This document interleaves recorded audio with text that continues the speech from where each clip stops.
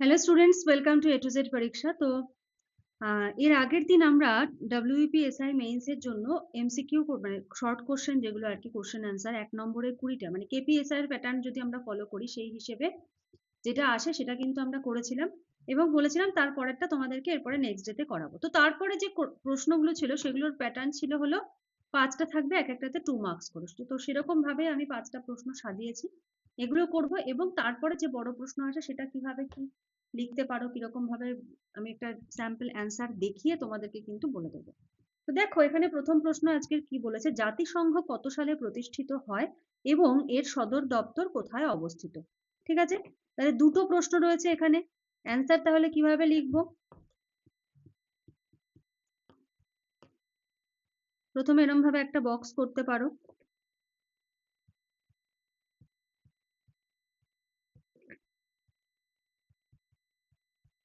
জাতিসংঘ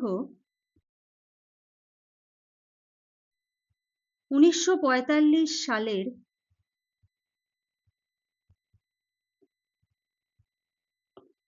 24শে অক্টোবর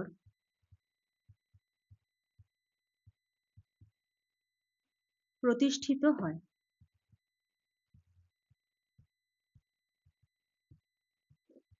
কখনোই কিন্তু দুটো প্রশ্নের উত্তর একসঙ্গে লিখে দেবে না। এবারে আমাদের সেকেন্ড কোশ্চেনের অ্যান্সার।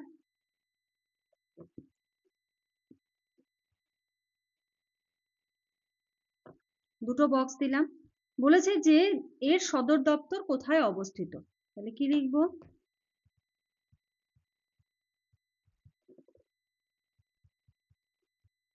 জাতিসংঘ এর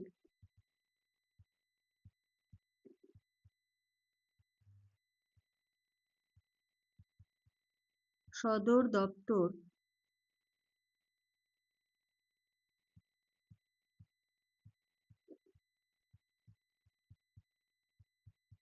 নিউ ইয়র্কে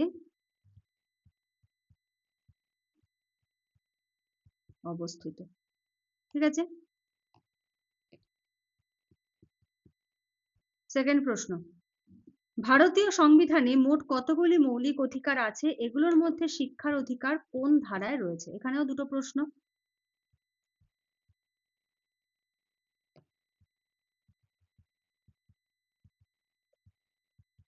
ভারতীয় সংবিধানে আরেকটা কাজ করতে পারো, অ্যান্সার গুলোকে হাইলাইট করার জন্য যে মেইন ওয়ার্ড যেগুলো আছে, যেগুলো অ্যান্সার, সেগুলোকে এরকম ভাবে আন্ডারলাইন করে দিতে পারো। ভারতীয় সংবিধানে মোট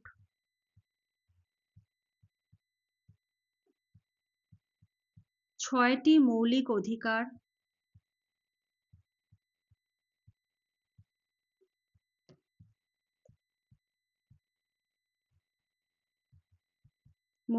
অধিকার রয়েছে।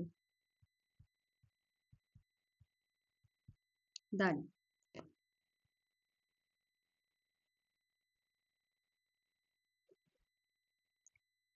বলেছে এগুলোর মধ্যে শিক্ষার অধিকার কোন ধারায় রয়েছে, কি লিখবো? মৌলিক অধিকারগুলির মধ্যে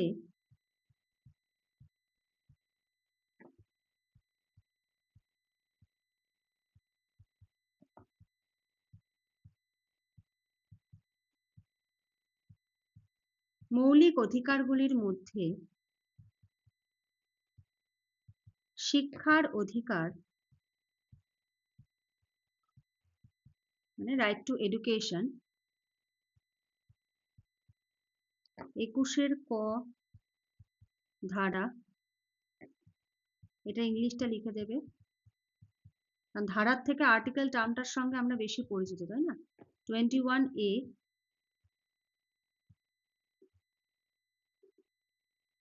অন্তর্ভুক্ত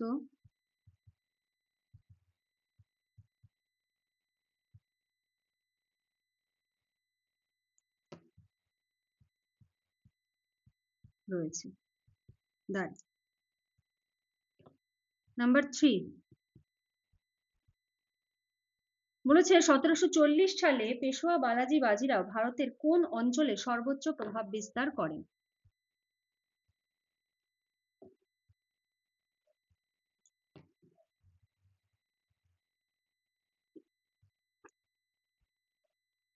1740 দেখো এখানে কিন্তু একটাই প্রশ্ন দিয়েছে এবং এটাতে রয়েছে 2 মার্কস, তো আমাদেরকে একটু সেরকম ভাবেই লিখতে হবে।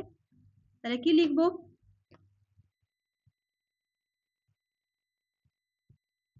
1740 খ্রিস্টাব্দের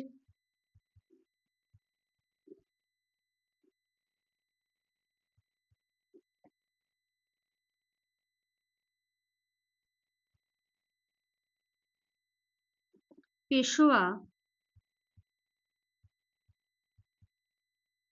বালাজি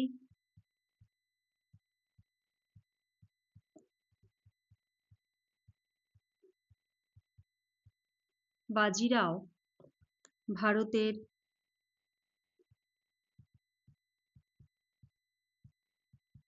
ভারতের উত্তর ও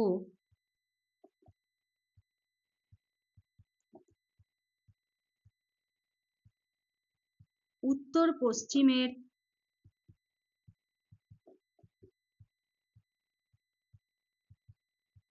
বিস্তীর্ণ অঞ্চলে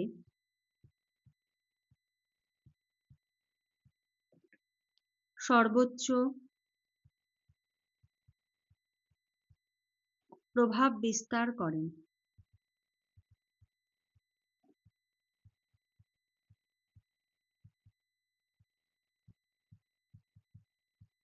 দাঁড়ি প্যারা চেঞ্জ করে লিখবো,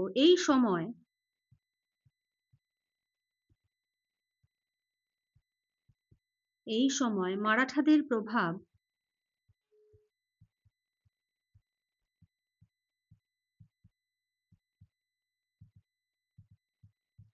মারাঠাদের প্রভাব দিল্লি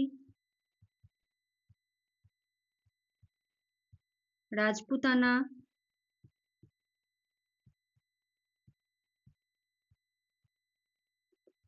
মালব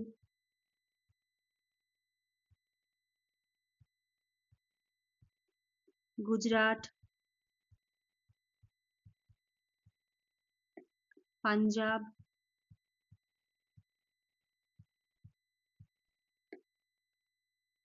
এবং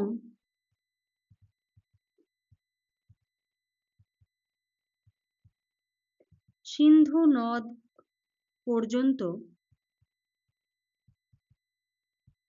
প্রসারিত হয়।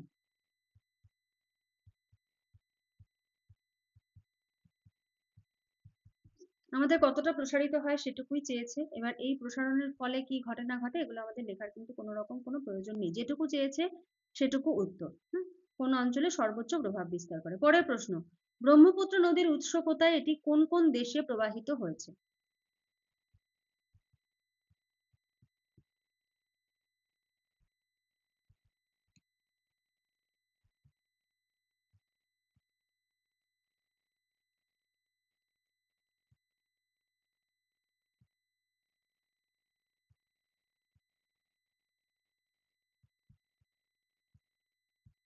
ব্রহ্মপুত্র নদ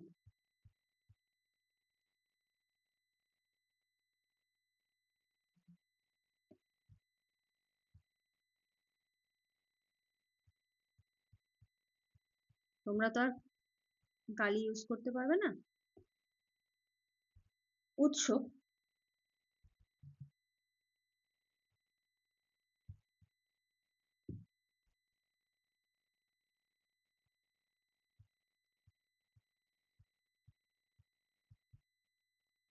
এই নদের উৎপত্তি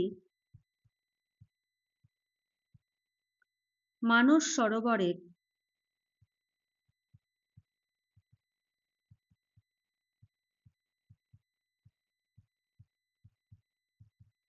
সরোবরের নিকট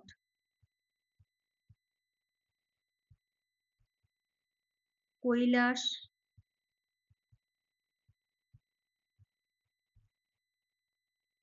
রেঞ্জে চেমায়ংদুং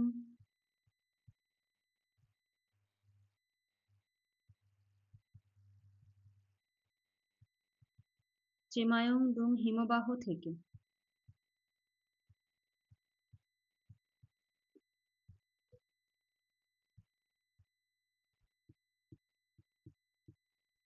হিমবাহ থেকে, যেখানে এটি সিয়াং বা দিহাং নামে পরিচিত। দাঁড়ি। পরের প্রশ্ন কি বলেছে? যেটি কোন কোন দেশে প্রবাহিত হয়েছে?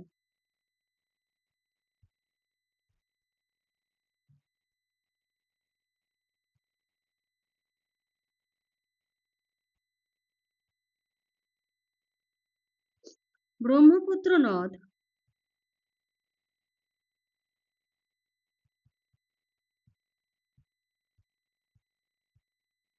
তিব্বত,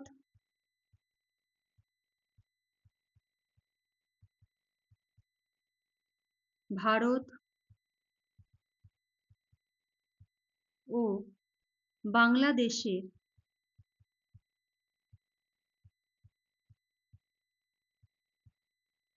মধ্য দিয়ে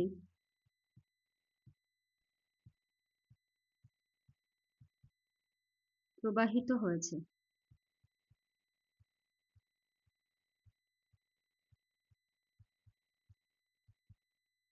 দাঁড়ি।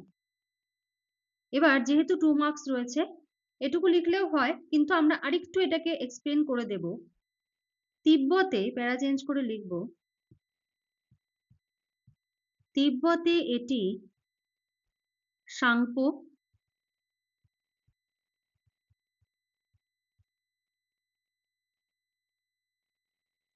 এবং চীনে ইয়ারলুং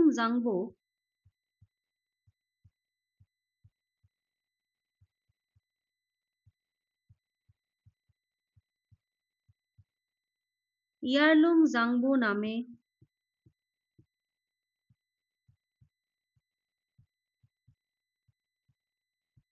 পরিচিত। প্যারা চেঞ্জ করে অরুণাচল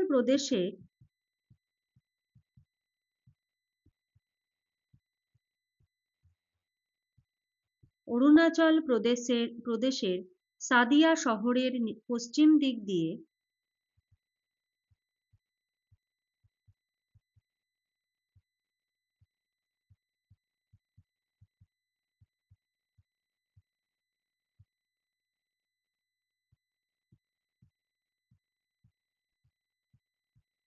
পশ্চিম দিক দিয়ে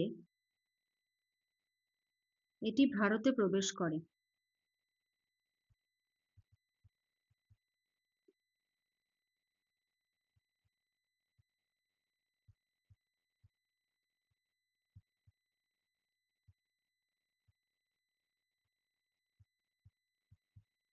ভারতে প্রবেশ করে। দাঁড়ি। আসামের ধুবড়ির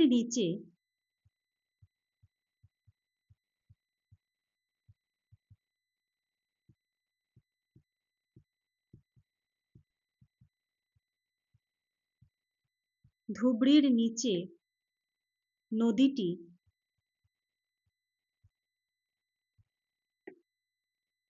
নদীটি বাংলাদেশে প্রবেশ করে।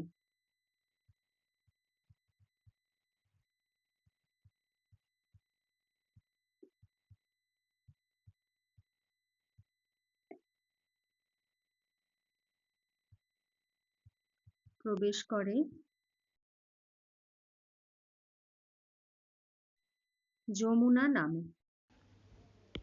দাঁড়ি। ঠিক আছে, তাহলে এটা হলো এটার উত্তর। আচ্ছা, পরের প্রশ্ন বলার আগে তোমাদেরকে একটু বলে রাখি যে আমাদের কিন্তু WBP SIA মেইনসের কিন্তু ক্লাস চলছে। তো এই ক্লাস সম্বন্ধে ডিটেলস যদি জানতে চাও, স্ক্রিনে দেওয়া নাম্বারে যোগাযোগ করতে পারো। এখন কিন্তু নিউ ইয়ারের জন্য ডিসকাউন্ট চলছে এবং এটা অ্যাভেলেবেল থাকবে হলো এই জানুয়ারির এ কটা দিন অ্যাভেলেবেল থাকছে মোটামুটি, ঠিক আছে।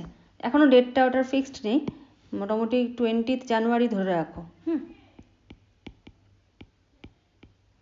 20 জানুয়ারি পর্যন্ত ধরে রাখো, ডিসকাউন্ট অ্যাভেলেবেল রয়েছে। তো যারা যারা জয়েন করতে চাইছো অবশ্যই একবার এনকোয়ারি করে ডিটেলসটা জেনে নিও। আর এখানে ধরো এটা স্যাম্পল আমি দিয়েছি কী কী টপিক, এরকম প্রচুর টপিক রয়েছে, প্রচুর টপিক কিন্তু তোমরা পাবে। এই টপিকটা দেখো একদম কমন কেপিতে চলে এসেছে, আর এরকম পয়েন্ট পয়েন্ট করে কিন্তু সমস্তগুলো লেখানো হচ্ছে। এটা হলো আমাদের ডেসক্রিপটিভ যে জিএস তার নোট, দেখতেই পাচ্ছ এই যে গঙ্গা নদীর উপবিভাগ কোথায়, সমভূমি কোথায়, কি রয়েছে না রয়েছে, দোয়াবগুলোর নাম কি, ঠিক আছে। এগুলো হলো আমাদের ডেসক্রিপটিভ জিএস এর নোট, ঠিক আছে। আচ্ছা,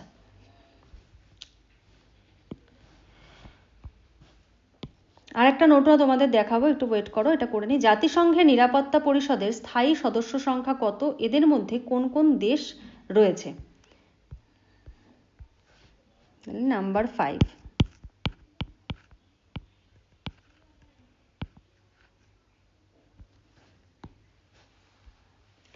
জাতিসংঘের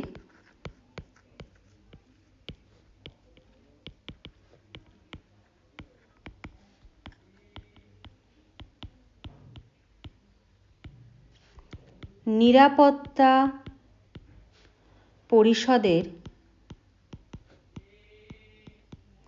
স্থায়ী সদস্য ব্র্যাকেটে পার্মানেন্ট 5,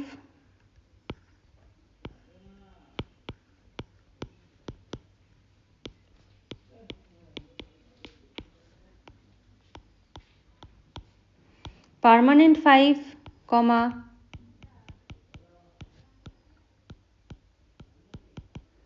বিগ 5 বা P5 নামেও পরিচিত, ঠিক আছে। স্থায়ী সদস্য হলো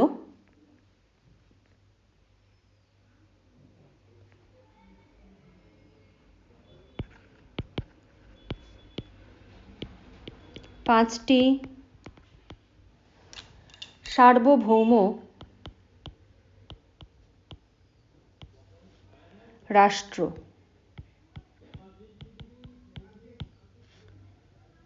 যাদের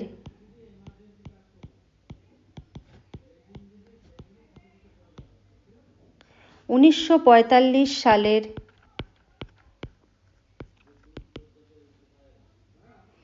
জাতিসংঘ সনদ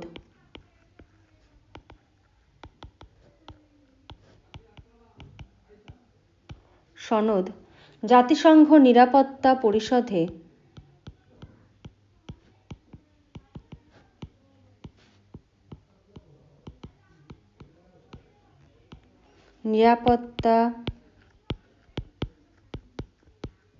পরিষদে স্থায়ী আসন দিয়েছে।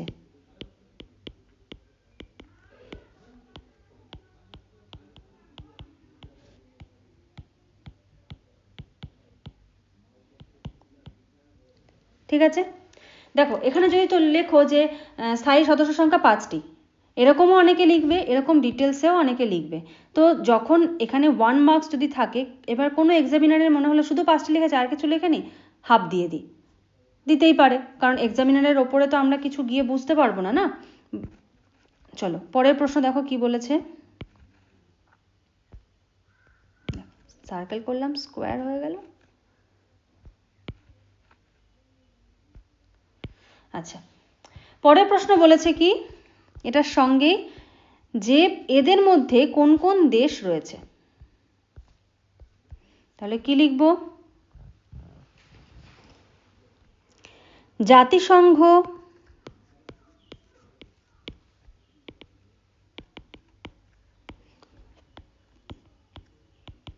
নিরাপত্তা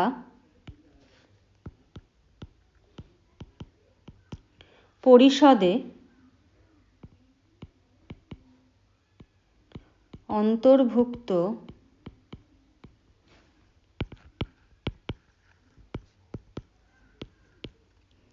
দেশগুলি হলো ড্যাশ দিয়ে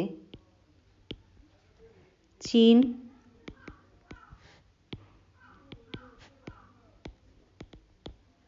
ফ্রান্স, সোভিয়েত ইউনিয়ন,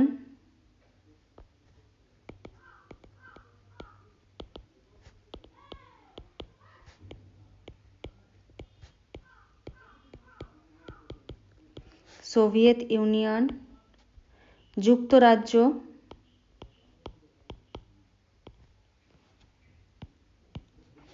মার্কিন যুক্তরাষ্ট্র।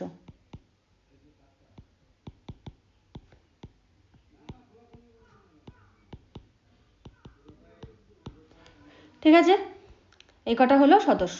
তো এখানে কিন্তু এরকমভাবে 5x2 করে থাকবে 10 মার্কসের প্রশ্ন। এবারে তোমাদের যেগুলো এসেছে আর কি একটু দেখে নাও। দেখো এখানে কিরকম ধরনের দিয়েছে যে ভারতের উপরাষ্ট্রপতি কিভাবে নির্বাচিত হন, উপরাষ্ট্রপতির কার্যকালের মেয়াদ কত, ভারতের উপরাষ্ট্রপতি হতে গেলে কি কি যোগ্যতা লাগে। তার মানে ভাইস প্রেসিডেন্ট সম্বন্ধে তোমাকে কিন্তু ডিটেলসে জানলেই তবে তুমি এটার অ্যান্সার করতে পারবে। নেক্সট পরের প্রশ্ন কি দিয়েছে দেখো 4+1, এখানে কিন্তু রয়েছে 2+1+2, যে কিভাবে সিলেক্টেড হচ্ছে এটা কিন্তু তোমাকে একটু ডেসক্রাইব করে লিখতে হবে। আর হোয়াট কোয়ালিফিকেশন কি কি লাগছে এটার জন্য 2 মার্কস। 4 মার্কসে কি দিয়েছে, what is the basic structure of Panchayati Raj system, তার মানে পঞ্চায়েতি রাজ সিস্টেম সম্বন্ধেও কিন্তু তোমার জানতে হবে। ঠিক আছে, which amendment of Indian constitution granted constitutional status two Panchayati Raj institutions. তো এরকম ধরনেরই প্রশ্নের জন্য তোমাদের জন্য ধরো টিকা, মানে এখানে তো বলতে গেলে পঞ্চায়েতি রাজটা টিকা এসেছে তাই না, তো পঞ্চায়েতি রাজ ছাড়াও আরও কি কি ধরনের টিকা আসতে পারে একটু দেখে নাও। দেখো এটা হলো আমাদের ক্লাস নোট, যেই নোটসটা প্রোভাইড করা হয় স্টুডেন্টসদেরকে।